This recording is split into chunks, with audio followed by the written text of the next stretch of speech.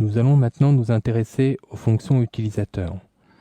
Dans ce nouveau chapitre, nous aurons l'occasion de voir la syntaxe d'une fonction, puis par la suite les différentes alternatives, les différentes options que nous avons pour réaliser des fonctions avancées.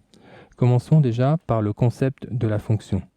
Une fonction permet de déclarer en une et une seule fois une partie de programme que vous êtes censé utiliser à différents endroits. Par exemple, ici, nous avons à deux endroits besoin du calcul de la moyenne, ici et là. Nous allons donc déclarer ce programme en amont de son utilisation et nous allons définir des arguments, comme vous voyez ici, x et y, dans lesquels vont être passées les informations qui vont personnaliser la fonction. Là, en l'occurrence, le 2 prendra place à la place du x et le 4 à la place du y. Si nous regardons la fonction, elle calcule simplement la moyenne, c'est-à-dire dans notre premier cas, si on prend le repère 1 de notre graphique, ça va faire donc 2 plus 4 divisé par 2. Nous obtenons donc un résultat de 3. Ce résultat est ensuite renvoyé, donc c'est le repère 2 ici, renvoyé à la fonction. Et comme vous pouvez le voir, ce qu'il faut bien comprendre, et ça c'est très important, c'est que le résultat, à savoir 3, va se substituer complètement à la partie bleue. Il sera donc par la suite affecté à la valeur de gauche, à gauche du signe égal. Voyons ensuite le deuxième appel. Nous avons un appel similaire au premier, mais un peu plus loin, avec d'autres paramétrages. Ici, nous désirons calculer la moyenne de 6 et de 8. Lorsque nous allons appeler notre fonction, le 6 prendra donc la place du x et le 8 prendra la place du y. Notre calcul de moyenne sera donc identique. Nous allons donc faire l'addition de 6 et de 8 divisé par 2. Et nous allons donc récupérer la valeur 7 qui sera le résultat. Ce résultat sera donc envoyé aussi à la fonction appelante et se substituera d'ailleurs à cette fonction appelante comme nous pouvons le voir ici au niveau de la partie bleue. Cette fonction appelante, donc ce résultat, sera donc ensuite affecté à la variable située à gauche du signe égal.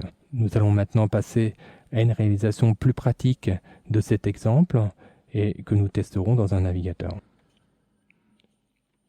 Commençons par ouvrir une page modèle à partir de page PHP. Plaçons-nous dans les balises PHP. Je vous propose de commencer par déclarer la fonction. Donc je vais ajouter un petit commentaire.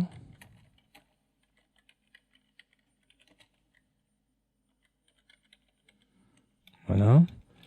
Pour cela, la syntaxe pour déclarer une fonction, c'est de commencer à saisir le mot-clé fonction.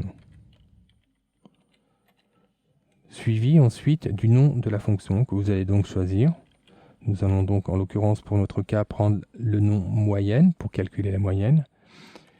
Et de parenthèses, ces parenthèses ayant pour but de contenir les paramètres, les arguments qui vont être passés par la fonction appelante. Nous allons donc en l'occurrence pour notre cas créer une première variable qui va s'appeler x et une seconde qui va s'appeler y. Fermons la parenthèse. Nous allons ensuite définir le bloc qui va réaliser cette fonction avec deux accolades, comme nous pouvons le voir ici. Et nous allons rédiger le code de cette fonction à l'intérieur de ce bloc.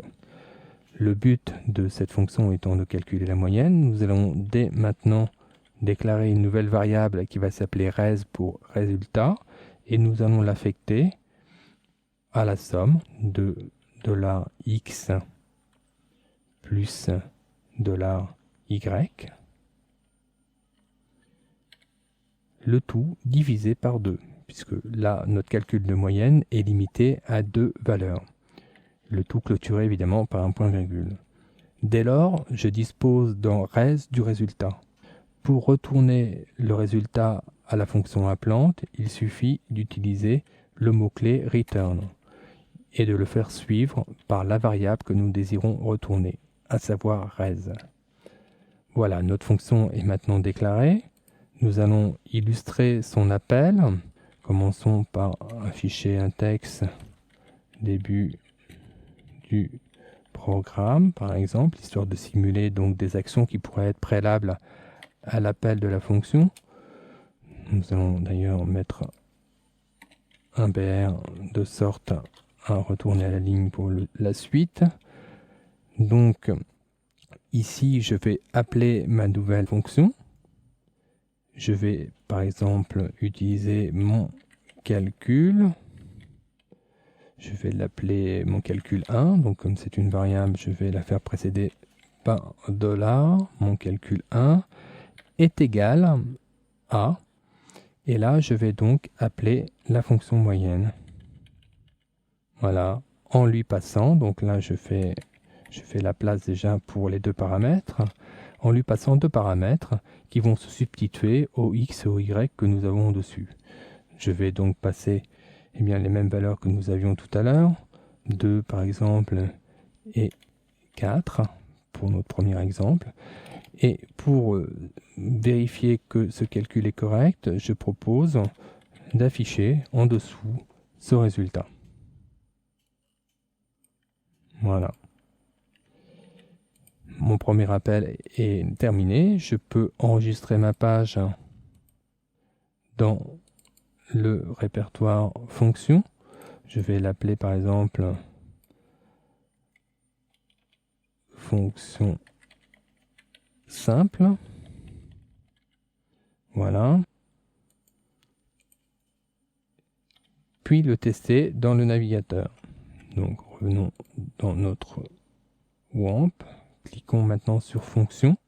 Je clique sur le nom de ma nouvelle page et je vois que ici j'ai mon début de programme qui correspond au début de programme et ensuite la fonction est appelée, vous voyez 2 et 4 et le résultat est affiché à la ligne d'en dessous, à savoir 3, ce qui correspond bien au calcul de la moyenne. Donc mon programme a bien fonctionné. Nous allons continuer l'illustration en affichant par exemple la suite du programme et en réalisant un deuxième appel de fonction, mais cette fois nous allons changer par exemple de variable, nous allons l'appeler mon calcul 2. Nous allons cette fois utiliser deux valeurs différentes pour l'appel de la fonction. Nous allons utiliser par exemple 6 et 8. Et nous allons tout de suite vérifier. Nous allons peut-être mettre un petit PR de sorte à ce que le résultat s'affiche à la ligne. Nous allons tout de suite vérifier que cette deuxième fonction fonctionne aussi. Voilà. Donc là, effectivement, vous voyez le 3 est collé donc au texte qui suit. Dans ce cas, nous pourrions solutionner ça en mettant un BR devant et derrière. Voilà, nous avons ici donc le premier texte qui simule le début du programme, le premier appel de la fonction 2 et 4 qui appelle donc la fonction moyenne. Celle-ci renvoie et remplace donc toute la partie de la fonction appelante par 3 et ensuite cette valeur donc s'affiche ici. Même démarche pour le deuxième appel, suite du programme. Nous envoyons cette fois 6 et 8. Nous retournons évidemment 7 pour la moyenne de ces deux valeurs et c'est affiché dessous. Donc nous retrouvons donc bien 7 ici. Les avantages des fonctions sont multiples. En l'occurrence, nous voyons que en déclarant d'une manière unique le code en début de programme, nous allons donc économiser autant de lignes de code que si nous aurions dû le déclarer à chaque fois que nous aurions dû avoir un appel. Ça, c'est la première remarque. Donc le code sera donc plus léger en termes de poids, puisque nous allons centraliser la fonction en seul et unique point. Le deuxième intérêt de l'usage des fonctions est lié à la maintenance. En effet, ici nous avons une fonction très simple, mais imaginons que la fonction soit plus complexe et utilisée à de multiples endroits. Si nous devons apporter des modifications à ce calcul, nous n'aurons qu'à les modifier dans la déclaration de la fonction. Ils se propageront donc automatiquement dans tous les appels à fonctions, et cela sans plus d'efforts. Donc en termes de maintenance, les fonctions sont vraiment très intéressantes à exploiter.